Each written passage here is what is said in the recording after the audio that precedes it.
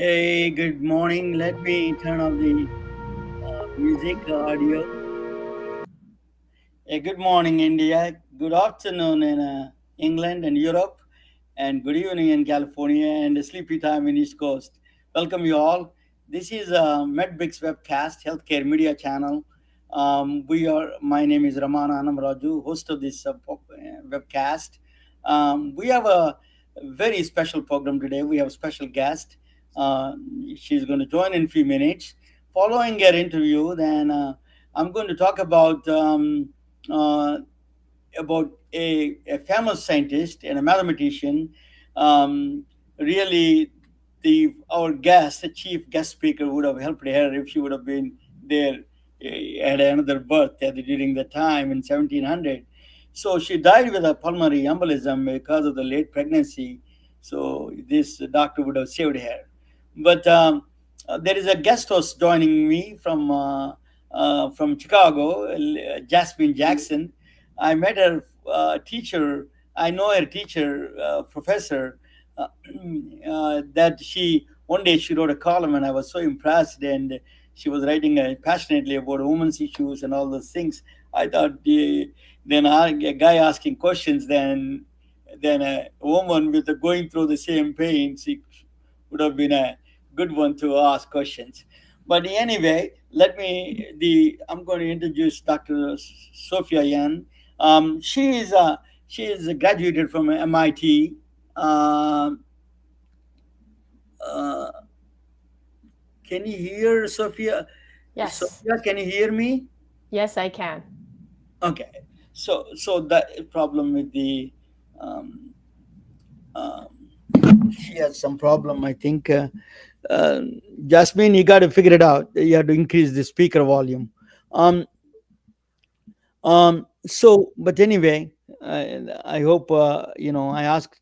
But let me continue. Jasmine Jackson is from Chicago. She is my friend's as a professor there, and she's a student there. She was writing a lot of passionate issues about that, and then now let me introduce Dr. Sophia Yen. She's from. I hope I'm saying right the pronunciation, the name. But she's from MIT. She did a biology in MIT. All the engineers home. Then she did a medical school in California. The rest of the schools are in California and residency in Oakland. And then she has a master's in public health, and she was passionate about a lot of issues, women's issues from get-go. She started an organization called sheheroes.com, and is about the women's the girls and young women can achieve anything they want.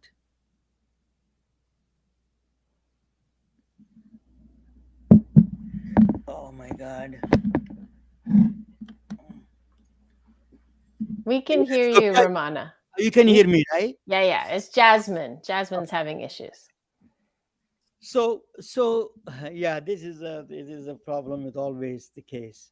Mhm. um but the technical issues, I've been challenging this for almost for 6 months. Always one or the other way, always is challenging. But anyway, Dr. Sophia has a master's in public health, and she is the founder of sheheroes.com. Is a non-profit organization that helps women. um,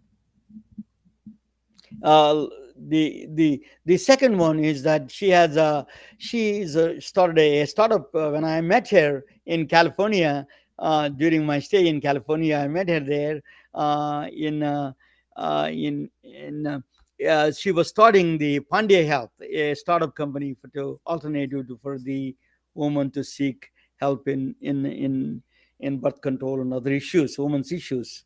So without further delay, let me introduce you, Dr. Sophia Yen. I'm honored to have you. Welcome, Dr. Sophia. Let me bring her to the table. Yes, Dr. Sophia, welcome. Thank you so much for having me here today. I'm here to go over contraceptives briefly, give you some updates on the latest and greatest, and then talk about periods optional. And before we start, I just want to throw a pitch out for plancpills.org.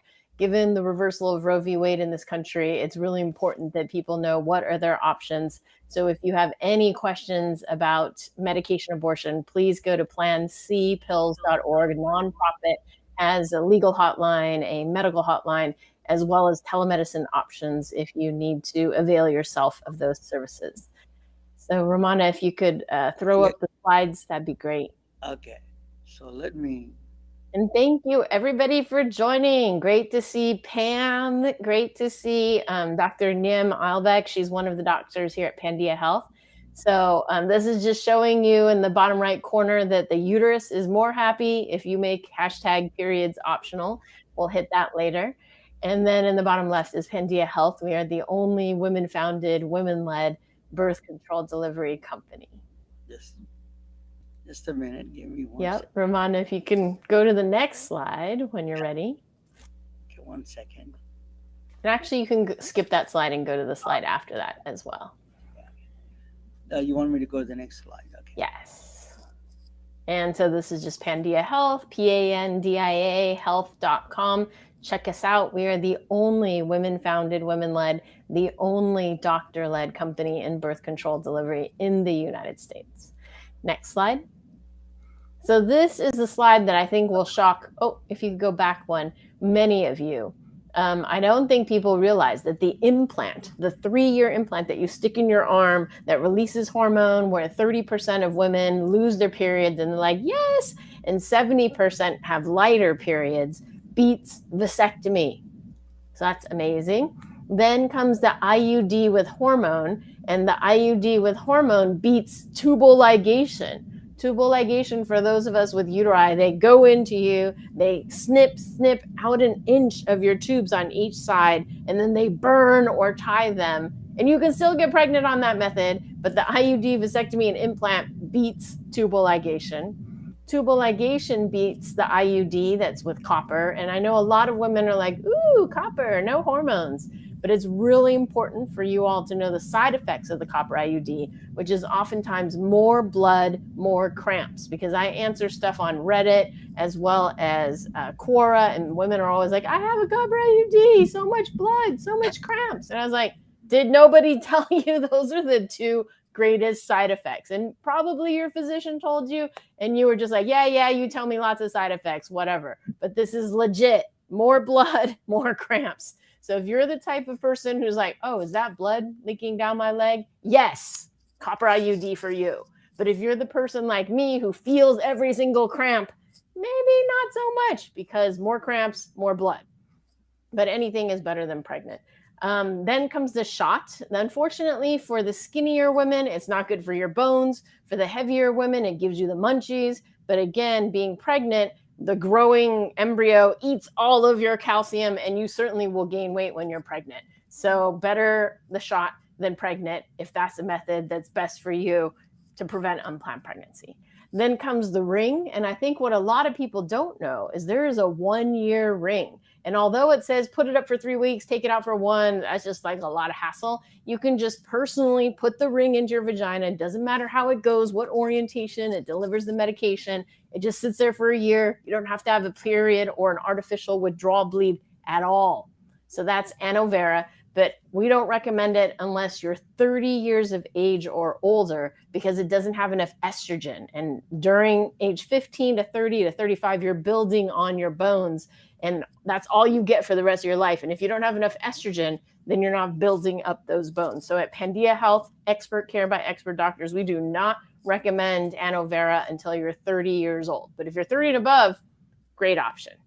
There's the Nuva Ring, and that's just one that you could change monthly, and you could either leave it in for 3 weeks, take it out for 1 week, have a withdrawal bleed, or as I mentioned before, that withdrawal bleed is totally arbitrary, so you could just leave it in, and the Nuva Ring actually has 35 days worth of medication in every ring.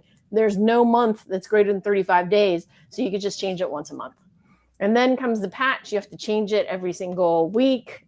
52 times you could mess up. The pill, 365 times you could mess up. But know that there are 40 different pills and at the very least 8 different progesterones. So if you don't like one progesterone, make sure you know the name of it and ideally the dose. And then tell your doctor, I don't like this one. And there are 7 other progesterones that you can try. And then comes condoms with spermicide, withdrawal, fertility awareness methods, and abstinence is all or nothing. If you can pull it off, 100%. If you can't pull it off, then you're pregnant. And they've shown people that take abstinence pledges are actually more likely to get sexually transmitted infections because they don't have condoms when they do initiate sex, and it only delays initiation of sex by a couple of months. Next slide. So new methods. There is a new patch. A lot of physicians were anti-patch because the original patch, the Ortho Evra and Xulane, it's generic, we see as equivalent to a 50 microgram pill. And if it's too much estrogen, then you risk blood clots. Too little estrogen, bad for your bones. But 50 micrograms of estrogen is a lot of estrogen. So we generally do not recommend the Xulane or Ortho Evra patch unless you have another drug that's causing your liver to rev up and eat all the estrogen. Otherwise, you risk blood clots. So they specifically developed this new patch, levonorgestrel, ethinyl estradiol. The key is it has 30 micrograms of estrogen in it.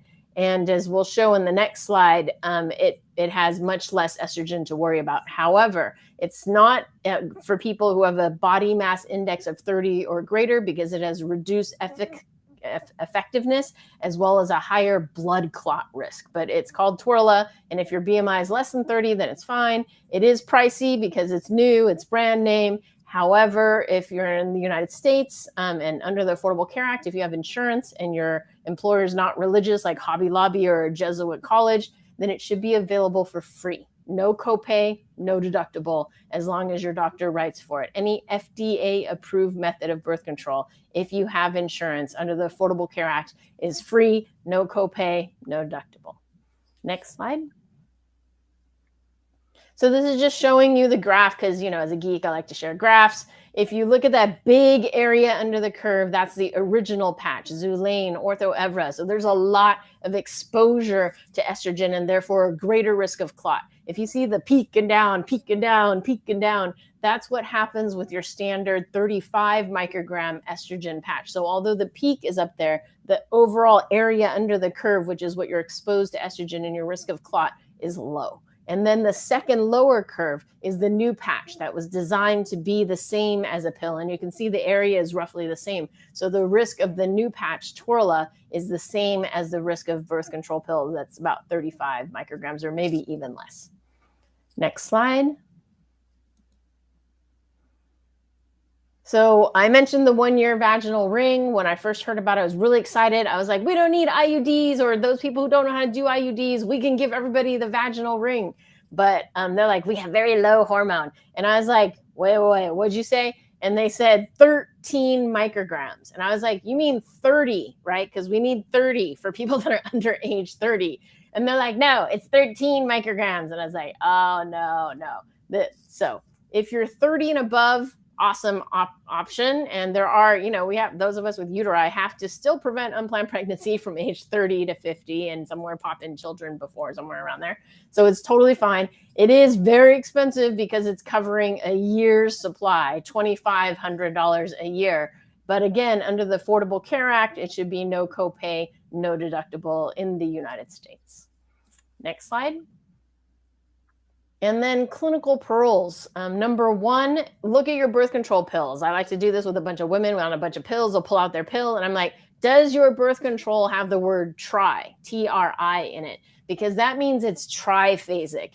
And they used to make it triphasic because they were trying to mimic the natural cycle, but it's so super physiologic that it's just a farce and it's really not necessary. So those of us in academia always go with the monophasic. And if you're on a triphasic, then your doctor doesn't know about this. So this is something you need to educate yourself, or you as a healthcare practitioner should know about.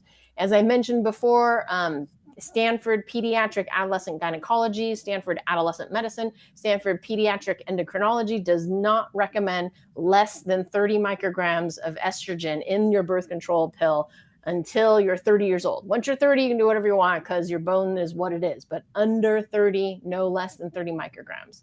And then at Pandia Health, I've realized as a woman of color, most of medicine is based on a 70-kilo white man. Anybody who's in medicine will tell you that is our standard in medicine, the 70-kilo white man. And certainly not that for birth control. But what I was taught at UCSF and Stanford works great for a Caucasian female that wants to bleed every single month. But for Asians and Blacks, we found that they need more progestational activity to avoid the breakthrough bleeding. And the example I give is, I was taught this drug at UCSF and Stanford, and I had to go through 3 different pills until I found one that didn't give me breakthrough bleeding. And over my 20 years of using the pill, I keep going back to the one that we were taught at UCSF because, like, it should be good. It's the one we're told. This is the one we're supposed to do. And I can take my pill every single day at the same day because it's been 20 years and I've been doing this, and I still get breakthrough bleeding. And so after studying birth control pills, I put them in a Excel spreadsheet, ranking them from least likely to have breakthrough bleeding, most likely to have breakthrough bleeding, least likely to have zits and munchies and acne and bad side effects to most, and found an optimal one where we find 85% of people do great on it versus 55% of people stay on the birth control at a year. So 45% quit.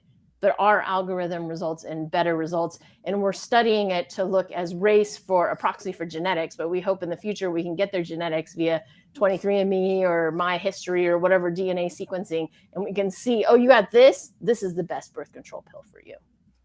So next slide.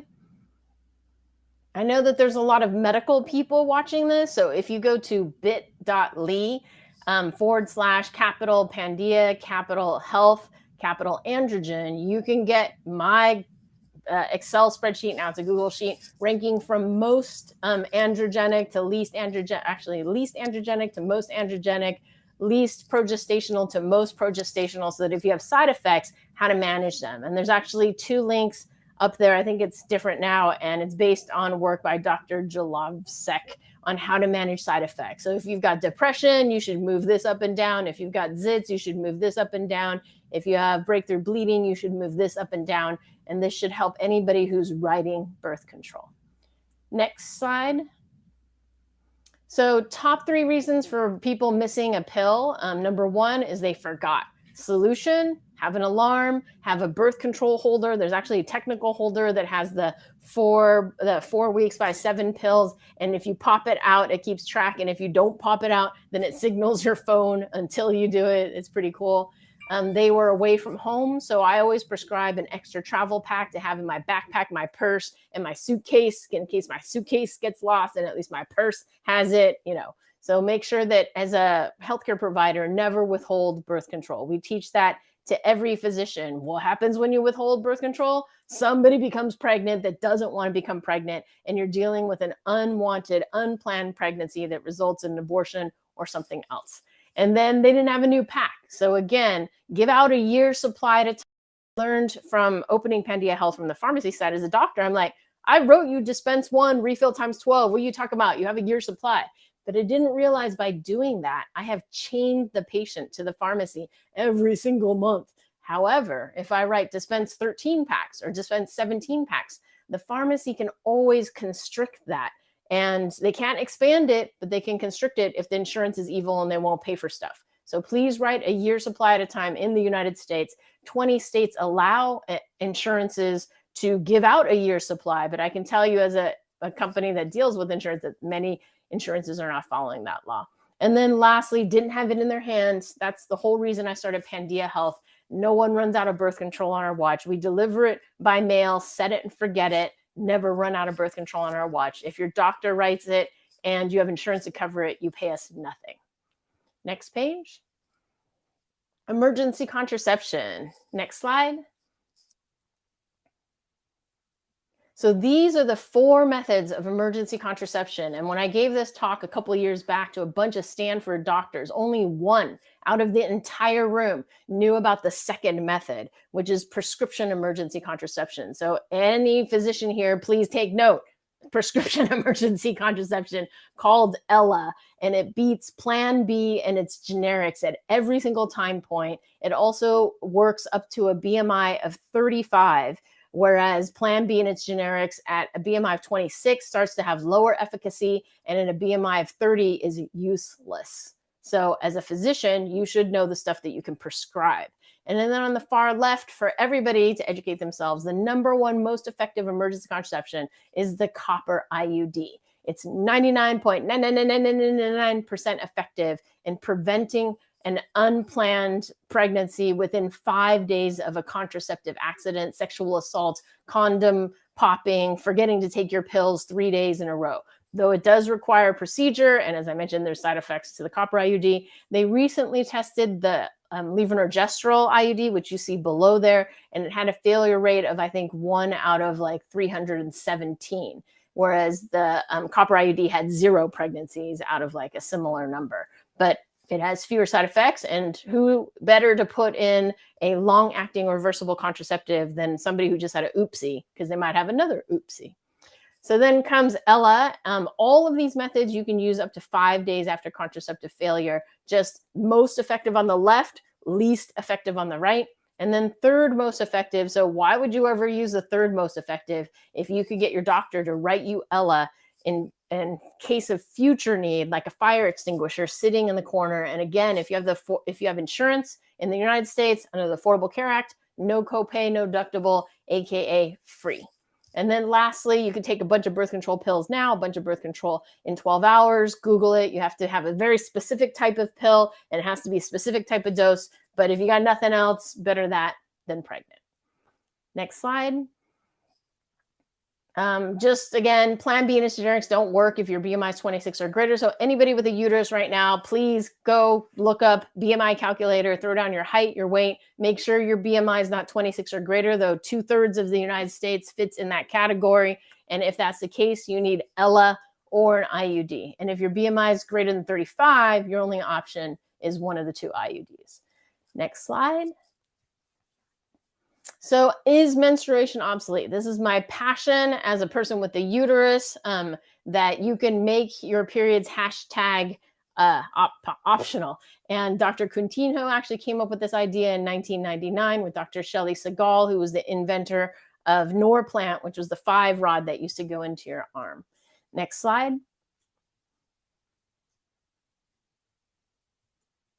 Great. So on the left here is the Dogon tribe. On the right here is the United States. The Dogon tribe is in Mali, Africa. They die at age 70 to 80, just like us. So we're comparing apples to apples, not apples to oranges.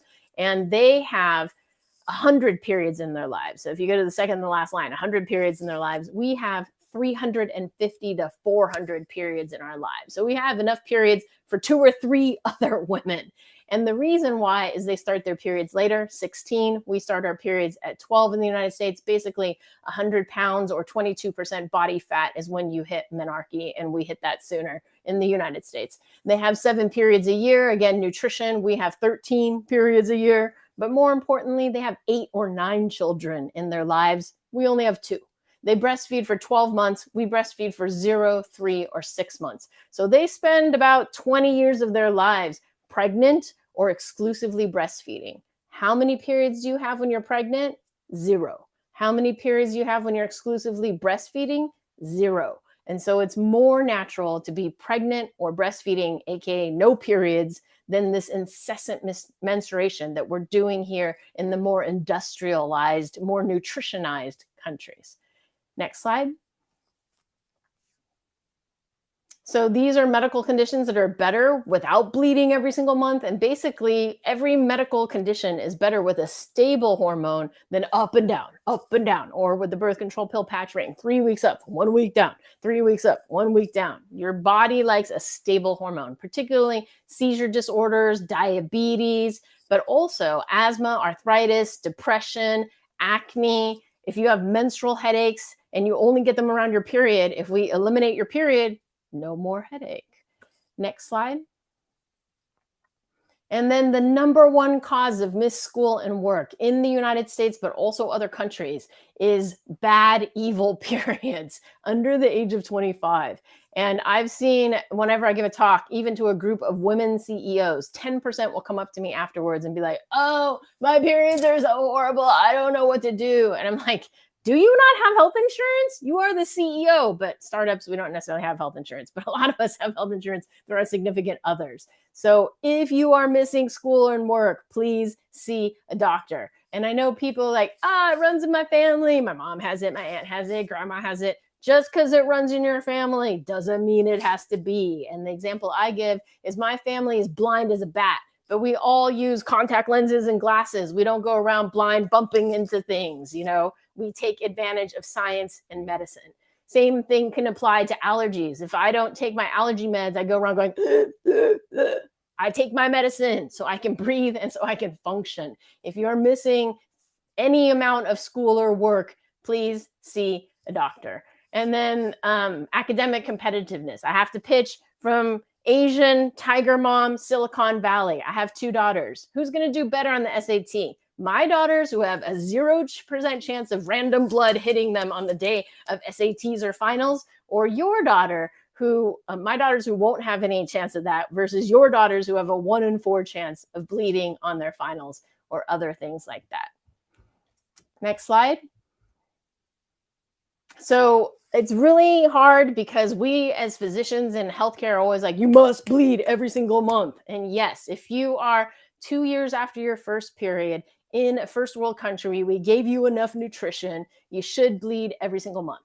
However, once we know that that system's all good and it's working, then we have the technology to make #periods optional. And actually, every time you build up that lining, you risk endometrial cancer. Every time you pop out an egg, we don't know if it's the popping or the healing, you risk ovarian cancer. The only way to decrease your risk of ovarian cancer is by going on the pill, the patch, the ring to turn off that egg popping every single month. If you do that for 5 years, it decreases your risk by 50%. And the only other way to decrease your risk of ovarian cancer is take out your ovaries. So every time you do this, every time you pop this, you risk endometrial ovarian cancer. And we're doing it 350 to 400 times when what is natural would be 100 times. Next slide. So let's make periods optional. If you want a rehash of that last part, it's my TEDx talk. So if you go to pandiahealth.com/periods optional, at the bottom is my TEDx talk. So I will open it up to questions from Jasmine, but I do see one question here. What does birth control usage look like to you in individuals with PCOS? I have friends with PCOS who are afraid of using BC pills because of the hormones and their mental health in the past. So for polycystic ovarian syndrome, the treatment is generally the birth control pill, patch, or ring. But you can also do just a progesterone only option if they notice that when they go on the pill, it affects their mental health. Each person is different, so each person has to try it. And each person has to figure out, is it the estrogen affecting their mental health or is it the progesterone? And oftentimes it's the progesterone. If it's a progesterone, as I mentioned, there's 8 different progesterones. So which one did you not like? And did you try the other 7? But if you just don't want to go there, you can get an IUD, which continuously gives you progesterone. It may not block the cysts that may form because sometimes there is ovulation with an IUD or an implant or a shot. The shot is probably the best one at blocking that, but I already told you about the side effects. It's, deciding that with your primary care provider. And then also for polycystic ovarian syndrome, you can treat it with progesterone for like 7 to 10 days, come off, and then have a bleed every quarter. So you could just do that. But I would say that's not optimal treatment. And then there's also metformin to treat the metabolic. So I would suggest metformin plus a birth control pill, patch, or ring, but not tolerating that IUD implant shot, not tolerating that, doing just the progesterone withdrawal. But definitely consider metformin as well. So before I bring Jackson, if you cannot hear us, just type the question, Jasmine. But you're frequently mentioning is now I realized it being, being a woman is harder, much harder than studying quantum physics. That I studied quantum physics. I tell you, I'm keeping track of all these things. My head is spinning. One of the things that I have is you're frequently mentioning the BMI. Is a very significant biomarker there. What is that? But BMI does it with the woman. From Great question. So, sorry I didn't explain. BMI is the body mass index, and it's your height and your weight and corrected for your height. Because if you're taller, then you can have more weight because there's more bones and more body to cover. But it's a proxy for metabolism, and there are some drugs that vary by your BMI and some drugs that do not. And we're seeing that a lot of birth control pills vary by it. And again, it's because everything is based on a standard patient. And it's not a 70-kilo white male, certainly for birth control, maybe a 60 or 55-kilo woman. I don't know what it is. But when you wander, 2 or 3 standard deviations from what was tested on, then you're going to expect that it's not going to work as well. However, the IUD, the implant, and the vaginal ring are all fine regardless of your BMI. But a pill you take by mouth has digestion and dispersion, and that's probably why it's affected. And they've actually tested doubling up Plan B, and originally they thought it would improve its performance, and it improves it a little bit, but not as good as if you didn't have that higher BMI. So it's insufficient to double up on Plan B. Thank you. Jasmine, can you hear us, or if you cannot hear, type the question if you have any questions there. But Yes, I I don't can know. hear you. Can you hear Yeah. me? Okay, we can hear Yes. you. Go ahead. And we can see you too. And now We you can can see. see me. So thank you so much, Dr. Sophia, for taking your opportunity to speak with us today. I think that you did a very thorough presentation with making the parallels because when I was in college, I suffered from PCOS. So, like the first question with the lady talking about the PCOS, I was like, okay, that was going to be my question. And when I was in college, okay, so I was away from home, and insurance is kind of weird when you're a college student. So I would just like go to the ER because I would have these severe, real periods. So I'm racking up bills at the ER because you're literally sitting there. But a lot of times, what I got was, oh, you need to eat, I mean, eat healthy, you need to lose weight, try all of these birth control. It wasn't like a concrete thing. And so once I got out of college and then I kind of came home and was able to speak with other women, I was like, okay, well, the standard idea of what it should look like or what a person should look like didn't match what I was hearing. So, like, I would meet quote unquote skinny women and they would have PCOS, or I would meet really heavy women and it was like, okay, wait, so what is happening here? So I think when you do the two parallels between the different cultures, that really makes a lot of sense because we have these parallels and we're making these connections, but it varies. And I think the question about the BMO really matters because it particularly matters on each person individually. So I think that the beginning of your presentation kind of helped me to understand, like, personally, how, because I was kind of confused as to, okay, when I went to the doctor I got this one thing, but when I was kind of on the field and doing customer journey maps, I was able to communicate with different people and they didn't actually match the same. So I think you did a very good job with explaining the differences between body types and how it's really severe and how it takes so much of a long time off your life and things like that. So thank you so much. Yeah, no, thank you for bringing that up. And just, a little more on polycystic ovarian syndrome. If you Google Pandia Health PCOS, we have a whole bunch of information. And on the top of it is a talk that I gave for Stanford on how to manage it. And so definitely they found that if people lose 10% of their current weight, be they skinny or extra or whatever, sometimes the PCOS will go away. And PCOS is defined by not having periods for 3 months in a row, and then extra man hormone, either by blood test or by symptoms of hairiness, zits, and retreating hairline or something like that. So definitely check that out. But know that my experience is that if you use metformin and birth control pill patching or some progesterone is a better result than either one alone. And sometimes the joke is if you go to OB-GYN, the answer is birth control pills. If you go to an endocrinologist, the answer is metformin. And if you go to a primary care doctor, we bring it together and we're like, oh, what happens when you put the two together? And it's like, oh, even better. So definitely 10% of PCOS women are skinny, 90% are on the heavier side. And I think if all of us go too far on our weight, then we are at risk for insulin problems, which then results in PCOS. Dr. Yen, I heard talk about the Dr. David Sinclair from Harvard talking about if you take a metformin just it reverses the aging process. That's what he claims.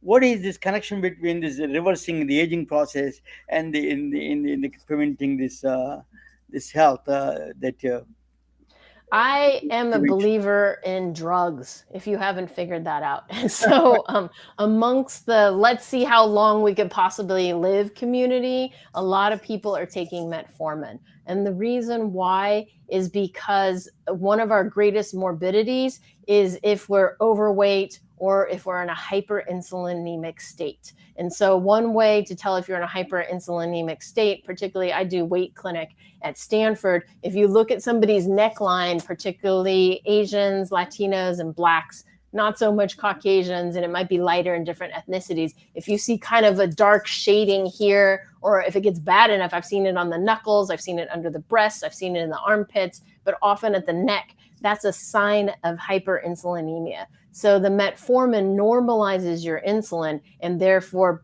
has been used to prevent diabetes, and therefore you'll live longer. Because if you've got a ton of sugar running through your body, you get diabetes, sugar gets and ruins your kidneys, ruins your eyes, ruins your nerves, all the bad stuff of diabetes. So that's where the metformin hack comes in for longevity, but it also works for PCOS. It also works mildly in our obesity patients, and it also works for people who have a family history of diabetes, because I think it prevents you from gaining the weight to get to diabetes, and that's how it prevents diabetes.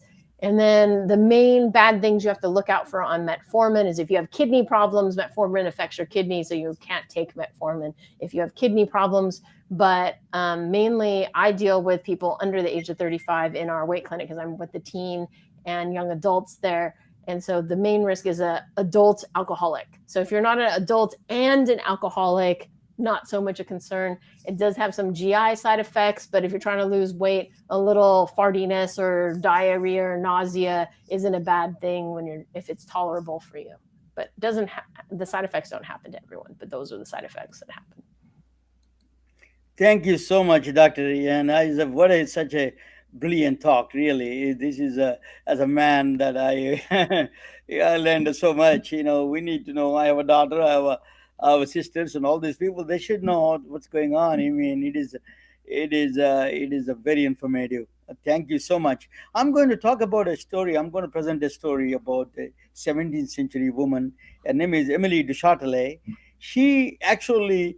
This is a story so relevant to the Dr. Sophia Yen's talk, is about what she went through at the age of 42. She got pregnant at that time, 1700, 1800, 1702. 1749, she died. Think about that. She could not get any other alternatives, and she died. She produced one of the best works in science and mathematics. That's what I'm going to talk about. What she did, how she died. She wrote a first. She is one of the few people that at that time Newton was alive. She started understanding calculus at that time. She is one of the few who understood calculus during this time. Even now, there are a lot of people who have problems with the calculus. But now, at that time, when Newton was alive, very, very few understood the calculus, and she was one of them. And she wrote a children's math book, and she was a mother of four. She was a little, outgoing woman, but she got into a lot of. She got pregnant at the age of 42, and then after giving a birth, she died. And I'm going to talk about her story a little bit briefly for a few minutes. If you want to stay there, and if you have any questions, you're more than welcome to Dr. Yen and Jasmine. Let me show the things that I'm doing now. Yeah. What a wonderful talk, really informative. So, her name is, who is this woman? Nobody knows. A lot of scientists, mathematicians, or physicists don't know about this woman. Her name is Gabriela Emily du Châtelet. She confronted Newton and gave clues to Einstein. The Newton was a king of the physics, king of sciences at the time, and he was alive. And she confronted he was wrong. She said that he did something wrong in physics, and then she gave the clues to Albert Einstein. What a woman she was! In she was she was Emily de Châtelet. She is a beauty and brains, a genius of enlightenment. She was uh, I have a T-shirts. I made it, for every chapter that I do, I make a T-shirts and coffee cups and pillow covers. And you can. I'm going to send one complimentary to Dr. Yen. Anyway, this is the T-shirt and a coffee cup, whichever she selects. I will send it. But let me.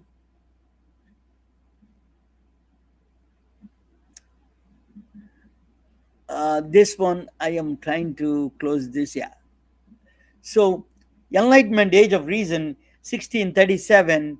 This is to 1850, reason of over superstition. There's a lot of superstitions during this time. This is a period called Enlightenment period, Age of Reason. Reason over superstition, tolerance over hate, scientific endeavor over beliefs. These are all a big shift in the human civilization took place between 1637 and 1815. So then Gabriella is 70. She was born in 1702 and she died at 1749 at the age of very 47 of 47 she died. So she was the Enlightenment period. Johannes Kepler and Rene Descartes, but Johannes Kepler did the planetary motions, the laws of the planetary motions, and the Rene Descartes did a he combined the algebra. You can represent the shapes, geometrical shapes with the algebraic equations. Baruch Spinoza is one of the universal. He was kind of a proponent of the universal spirituality, and is a great. He was the is a he was Albert Einstein's favorite philosopher. In fact, Baruch Spinoza, and then Immanuel Kant is a modern day CXO, user experience guy. Everything you need to experience, that is in terms of philosophy. That is only empirical, and experience is more precedence over even empirical formulas, he says. So I would call him as the first user experience father of the user experiences, CXO. Then Isaac Newton is a legendary, and he put the laws of the Newtonian laws, the rackets going up or down, or the cars moving today because of Isaac Newton. And the Leibniz is a contemporary of Newton, and he did a lot of calculus, and he was one of those people had a long rivalry with the Newton. And Benjamin Franklin is a polymath of the United States. He invented the bifocals and the other. He was a constitutional. He drafted the first constitution. Adam Smith is a free enterprise. He promoted the free. This is the time of the Enlightenment period.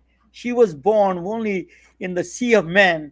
There's the only woman. She was the woman who wants to learn math and science, Emily du Châtelet. So she was born into a wealthy family, rich family, and then she has a love for math and science. She got tutored. She cannot even attend the math and science schools, so she has to take a home class, home study. She did, and her father was teaching her math and science, and she created a lot of love for math and science. So what she did was she did she did she is from aristocratic family. So she built a city outside of Paris. She built a huge place, and she built a library with comparable to the Paris library compared to the French library, with all the books and everything. She imported the equipment from England, and she wanted to test the laws of Newton. Uh, One of the things, she had a suspicion that laws of Newton may be wrong certain area.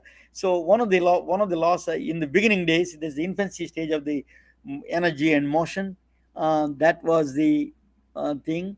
So she built this big, beautiful place. Think about 1700s that's doing this. So what is the problem is this is a kinetic problem is the energy of a moving bodies, that is a very infancy stage.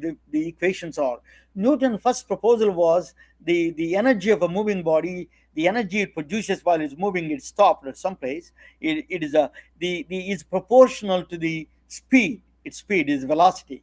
That's what he thought in the beginning days, is a vis a viva, they call living force. And that's what it's proportional to v, velocity, speed. The energy that moving body produces is proportional to the directly proportional to the velocity of speed. But in fact, that is a problem. you know in fact, if you have a crash, people, if you have a this is what she found is that from the Leibniz, what the Chatelet found out, it is squared, not the is proportional to velocity, is proportional to squared velocity. It's a car going with a 20 kilometers per hour. If you hit somebody, that energy produces not directly proportional to 20. It is actually 20 squared, 400 times impact, that is. So the squared concept, she introduced the concept of squared, very fundamental, very important concept in physics. She introduced this on Emily de Chatelet. And that square, that is a impact energy that produces is also always squared. That's the reason. If you see why atom bomb is so, Albert Einstein took that clue from her. Now, finally, there was a strong justification for considering mv square as a fruitful definition of energy there. Mc square, 20 kilometers per hour, is the way it produces. But this velocity speed of light is 186,000 miles per hour per second. To think about that, the amount of the energy it produces. So if the asteroid hits the Earth with a speed, you see the destruction. You just half a mile radius asteroid can destroy the entire Earth with that speed. The kinetic energy translated into squared speed. Squared speed. The atomic bomb, for example, is E is equal to mc square. C is a 186,000 miles per second. Think about that. The energy it produces is a way above because of the speed squared. That is the power of the atom bomb. So the Emily de Chatelet, she is stood between the two giants of science, Newton and Albert Einstein, and she confronted Newton, and then she gave the clues to the Albert Einstein's equation. She is really a woman. She is a mother. She's a scientist. She's a philosopher. She was writing the final chapters in the. She translated Principia Mathematica from Newton to all the way to the French. That's what she did. And, so she actually wrote a small the children's mathematics book. She didn't like the books that is written for children. She wrote a book for children, math book. So she had 4 children, but unfortunately she got pregnant. She was a little promiscuous, and that's one of the problem at that time in France. You can stay with the two, a husband and a lover. She is living with the same. The Manazatoire came from there, and she was living with the husband and a lover. That was a But she had an affair with somebody else, and she got pregnant. But she was writing until the last day of her life. She was writing this, translating the Newton Principia translation to French. That is still a standard textbook even today. The relationship between the distance and the time and the speed. So they said that a forgotten woman of science, because of the religious people, there were Talibans at the time, during those times, different kind of Talibans. A great man whose only fault was being a woman. That's what they said about her. And they could not accept her as she was almost eliminated from the history books. Woman who contributed so much in math and science. If she would have lived a little longer, she would have produced amazing work. And at that time, we didn't have a passionate voice like Sophia Yen, and she didn't have the contraception ideas, and she didn't get the contraceptives at the time. So unfortunately, she died at the age of so on September 3rd, 1749, she gave a birth. After immediate birth, after 1 week, she died. She wrote the last pages of the Principia, Newton's book, and that is unwavering passion for science and medicine. Science for her is a really inspiration to all women. It is, given the situations in the 1700s, is that she was used to dress as a man to get into the scientific institutions. So a woman now inspiration, people like Sophia Yen and everybody are inspirations to women, and we need people like them more and more. Thank you for listening, and I appreciate it. And thank you all. And if uh, if uh, if you're there and anything, if you have comments, please be sure. And I think that is a good. Thank you, Dr. Sophia Yan. It's a wonderful talk. Really, we want you to come back. Thank you, Jasmine. You did you told your problems and explained to the entire audience. Thank you all. Good Thank night. you. Have a Thank good you, Ramana.